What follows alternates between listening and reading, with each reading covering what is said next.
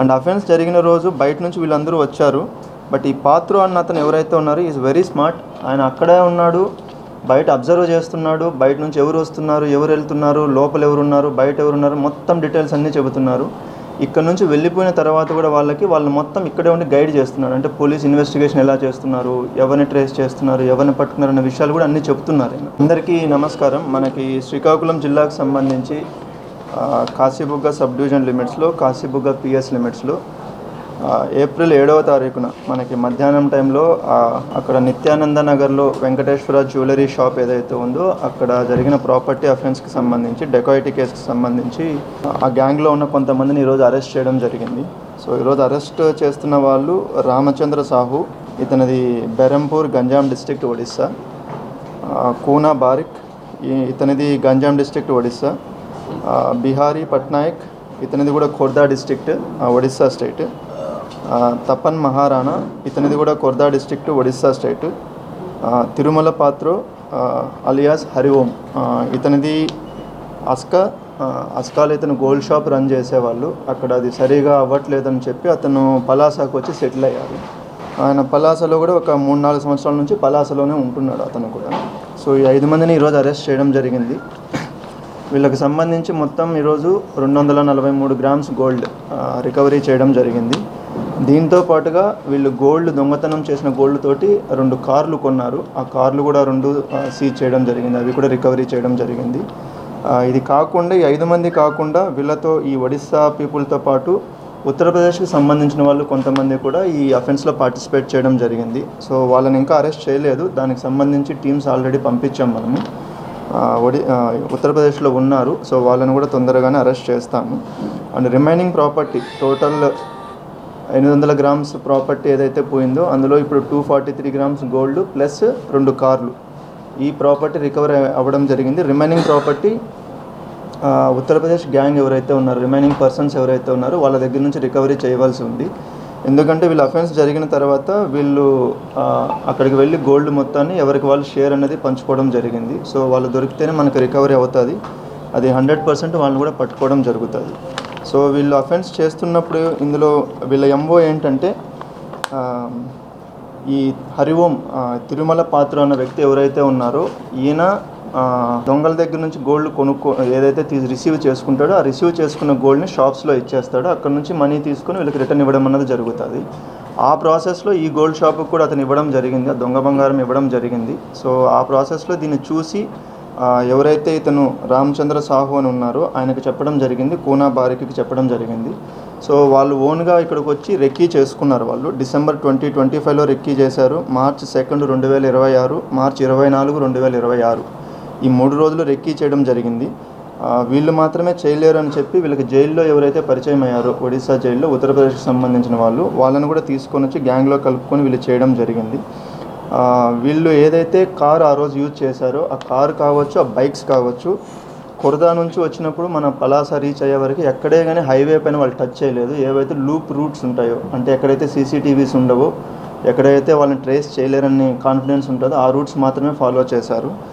వాళ్ళు యాక్చువల్గా మనకి 5th అంటే మనకి ఏప్రిల్ 5th అక్కడ బయలుదేరి వచ్చి ఏప్రిల్ 6th అఫెన్స్ చేయాలనేది వాళ్ళ ప్లాన్. ఏప్రిల్ 5th వాళ్ళు వచ్చి మనకి మహేంద్రగిరి హిల్స్ ఇక్కడ ఏదైతే మనకు బార్డర్లో ఉందో అక్కడ ఒక విలేజ్లో స్టే చేశారు. నెక్స్ట్ డే ఆఫ్టర్నూన్ వచ్చి అఫెన్స్ చేయడానికి ట్రై చేశారు. ఏప్రిల్ 6వ తారీఖున ట్రై చేశారు. బట్ ఆ రోజు షాప్ అనేది అర్లీగా క్లోజ్ చేశారు. రోజు జనరల్లీ 12-1 గంట మధ్య క్లోజ్ చేసే వ్యక్తి ఆ రోజు ముందే 11 గంటలుగా క్లోజ్ చేయడం వల్ల ఆ రోజు అఫెన్స్ అవ్వలేదు. మళ్ళీ రిటర్న్ వెళ్ళిపోయి మహేంద్రగిరిలో ఉండి మళ్ళీ 7th వచ్చి మళ్ళీ అఫెన్స్ చేశారు. 7th మధ్యాహ్నం టైంలో అఫెన్స్ చేసి వీళ్ళు వెళ్ళారు. వీళ్ళు వాడిన రూట్ ఏదైతే ఉందో ఖోర్దా, కాలికోటు, అస్కా, అక్కడ నుంచి మనకి మహేంద్రగిరి వచ్చి అక్కడ నుంచి గారబంద, గొప్పిలి, పెదంచల, కేదార్పురం ఈ రూట్ ఏదైతే ఉందో ఈ రూట్లో ఎక్కడ మనకి ఈ హైవేకి సంబంధించిన టోల్ గేట్స్ కానీ ఏమీ ఉండవు, ఎక్కడ ప్రాపర్ కెమెరాస్ కూడా ఉండవు.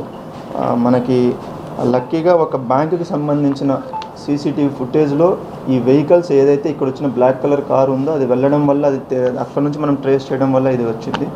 సో వీళ్ళు ప్రాపర్ ప్లానింగ్ తోటి ఆల్మోస్ట్ ఒక 6 months 1 year రెక్కీ చేసి ఇది చేసిన అఫెన్స్ ఇది. దీనికి సంబంధించి మన team additional SP Srinivas crimes ఎవరైతే ఉన్నారో ఆయన, ఎస్డిపిఓ కాశీబుగ్గ గారు, Kasibugga inspector Ramakrishna, Ichchapuram CI Chinnamnaidu, Kasibugga inspector Narasimhamurthy sub inspector, Kasibugga SI Sunil, Pathapatnam SI Madhusudan, CCS SI Rajesh, Kanchili SI Parinaidu, Gara SI Gangaraju. వీళ్ళు కాకుండా ఇంకా స్టాఫ్ కూడా ఉన్నారు మనకి. గవరయ్య, ఉషా కిరణ్, నీలకంఠం, నరేష్, ఇట్లా ఒక 12 మంది వరకు స్టాఫ్ ఉన్నారు. సో ఎంటైర్ టీమ్ ఈ ఎంటైర్ కాశీబుగ్గకు సంబంధించి, శ్రీకాకుళం జిల్లాకు సంబంధించి టోటల్ 4 టీమ్స్ ఫామ్ చేసి వీళ్ళని ట్రేస్ చేయడం జరిగింది. రిమైనింగ్ పర్సన్స్ ఎవరైతే ఉన్నారో వాళ్ళని కూడా తొందరగానే మనం అరెస్ట్ చేసి వాళ్ళ దగ్గర నుంచి రిమైనింగ్ ప్రాపర్టీ రికవర్ చేయడం జరుగుతుంది. ఇందులో ఇంకొకటి మనం అబ్జర్వ్ చేసింది ఏంటంటే, వీళ్ళు అఫెన్స్ చేయడానికి లోపలికి వచ్చినప్పుడు అక్కడ సీసీటీవీస్ ఏవైతే ఉంటాయో వాటికి బ్లాక్ కలర్ తోటి మనకి దానికి కలర్ కొట్టేసి కనిపించకుండా చేస్తున్నారు. ఈ పర్టికులర్ అఫెన్స్ వచ్చినప్పుడు కూడా వాళ్ళు వెపన్ యూజ్ చేసినప్పుడు కూడా ఇనిషియల్గా అదే కన్ఫ్యూజన్ మనకి రావడం, వాళ్ళు వెపన్ యూజ్ చేశారా లేదా అన్నది అందుకే కన్ఫ్యూజన్ వచ్చింది. బట్ వెపన్ యూజ్ చేయడం అనేది కరెక్ట్. సో దానికి సంబంధించి 2 వెపన్స్, దానికి సంబంధించిన అమ్యునిషన్ కూడా మనం రికవరీ చేయడం జరిగింది. ఒకటి 9mm పిస్టల్ వాడారు, ఒకటి 7.65mm పిస్టల్ వాడారు. దానికి సంబంధించి మ్యాగజైన్స్ అండ్ అమ్యునిషన్ కూడా మనం రికవరీ చేయడం జరిగింది.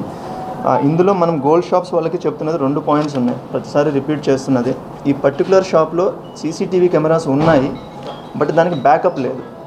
అంటే మనకు స్టోరేజ్ లేదు. సీసీటీవీస్ పెట్టారు కానీ దాన్ని ఒక వారము, 5 రోజులు, 10 రోజులు లేదా నెల రోజుల్లో మనం డేటాను స్టోర్ చేసుకోవడానికి స్టోరేజ్ ఇచ్చుకోలేదు వాళ్ళు. దానివల్ల మనకి యూజ్ లేదు, సీసీటీవీ పెట్టినా కూడా యూజ్ లేదు. సో దయచేసి ఎవరైతే సీసీటీవీస్ పెడుతున్నారో వాళ్ళందరూ దానికి బ్యాకప్ స్టోరేజ్ పెట్టుకోవాలి. కనీసం ఒక 15 రోజులు, నెల రోజులు. అండ్ అఫెన్స్ జరిగిన రోజు బయట నుంచి వీళ్ళందరూ వచ్చారు. బట్ ఈ పాత్ర అన్న అతను ఎవరైతే ఉన్నారో ఈజ్ వెరీ స్మార్ట్. ఆయన అక్కడే ఉన్నాడు, బయట అబ్జర్వ్ చేస్తున్నాడు. బయట నుంచి ఎవరు వస్తున్నారు, ఎవరు వెళ్తున్నారు, లోపల ఎవరున్నారు, బయట ఎవరున్నారు, మొత్తం డీటెయిల్స్ అన్నీ చెబుతున్నారు. ఇక్కడ నుంచి వెళ్ళిపోయిన తర్వాత కూడా వాళ్ళు మొత్తం ఇక్కడే ఉండి గైడ్ చేస్తున్నారు. అంటే పోలీస్ ఇన్వెస్టిగేషన్ ఎలా చేస్తున్నారు, ఎవరిని ట్రేస్ చేస్తున్నారు, ఎవరిని పట్టుకున్నారు అనే విషయాలు కూడా అన్నీ చెప్తున్నారు ఆయన. సో ఇలాంటి మనము కనుక్కోవాలంటే మనకున్న మేజర్ క్లూస్ ఏంటంటే సీసీటీవీ ఫుటేజ్. సో అందుకని మనం రిక్వెస్ట్ ఏం చేస్తున్నామంటే, మీరు సీసీటీవీస్ పెట్టండి, పెట్టిన సీసీటీవీస్ కూడా మీరు బ్యాకప్ ఉండాలి, స్టోరేజ్ ఉండాలి, అది ఒకటి ఉండాలి. సెకండ్ థింగ్, మీ దగ్గరికి ఎవరైనా ఏదైనా గోల్డ్ సేల్ చేయడానికి వచ్చినప్పుడు వాళ్ళ దగ్గర బిల్స్ అడగండి దయచేసి. మీరు ఇది ఎక్కడ కొన్నారు, ఎవరిది ఇది, ఎందుకు, ఏంటి అనేది బిల్స్ వెరిఫై చేస్తే ఇలా మీకు ఎవరైతే థెఫ్ట్ చేసిన గోల్డ్ని తీసుకొని వచ్చి మీకు సేల్ చేస్తున్నారో వాళ్ళు మీ దగ్గర సేల్ చేయడానికి కొంచెం ఆలోచిస్తారు. అదర్వైజ్ ఇక్కడ ఈ వ్యక్తి ఏం చేస్తున్నారు, ఆ గోల్డ్ షాప్లోకి వచ్చి ఆయన సేల్ చేసి దొంగ బంగారం ఏదైతే థెఫ్ట్ చేసిన బంగారం ఉందో అది తీసుకొని వచ్చి ఈయనకు సేల్ చేస్తున్నాడు. దాని బేసిస్ తోటి ఈయన రెక్కీ చేస్తున్నాడు. రెక్కీ చేసి ఇంకో గ్యాంగ్ని తీసుకొని వచ్చి ఇక్కడ అఫెన్స్ చేయించాడు. ఇప్పుడు 1 year పాటు ఒక పెద్ద వెండర్ రికార్డీ కేసులో ముద్దాయ్యారు. ఆయన అక్కడ స్థిరంగా నివాసం ఏర్పాటు చేసుకొని ఆపరేట్ చేస్తుంటే మనం పట్టుకోలేము. ఇది మిస్ అయ్యాం, ఒప్పుకుంటున్నాము. మనకేంటంటే ఒడిస్సా అతను అవ్వడం వల్ల, ఇక్కడికి వచ్చి ఉండడం వల్ల ఇతని పైన పాత కేసులు ఉన్నాయన్న విషయం మనకి తెలియలేదు.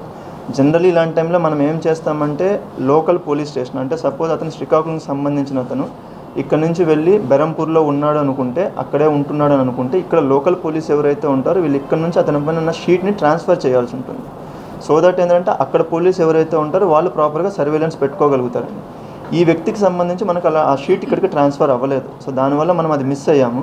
సో ఇలాంటి ఎవరెవరు ఉన్నారనేది మనం ఇంకా ఆ లోకల్ పోలీస్ స్టేషన్తో మనకి especially Ganjam, Khurda, Berhampur and Gajapati district, ఈ 4 డిస్ట్రిక్ట్స్ సంబంధించి ఎస్పీస్ తోటి ఆల్రెడీ మాట్లాడడం జరిగింది. వాళ్ళ దగ్గర ఇలాంటి పాత కేసెస్ ఉండి, షీట్స్ ఉండి, ఎవరైతే వాళ్ళ సర్వేలెన్స్లో లేరో వాళ్ళ లిస్టు ఒకసారి మనకు ఇవ్వమని చెప్పాము. అలాంటి వాళ్ళు ఇక్కడ ఎవరైనా ఉన్నారా ఏంటనేది వెరిఫై చేస్తున్నాం. ఎందుకంటే ఈ పర్టికులర్ దాంట్లో అది కరెక్ట్, ఆ ప్రాబ్లం జరిగిన మాట వాస్తవం. అది ఆల్రెడీ వాళ్ళతోటి మాట్లాడడం జరిగింది. అది విల్ రెక్టిఫై ఇట్. బిజినెస్, ఇది కాజు బిజినెస్ ఉంటుంది కదా, అది కొనడం, అమ్మడం, ఆ బిజినెస్ చేస్తున్నారు.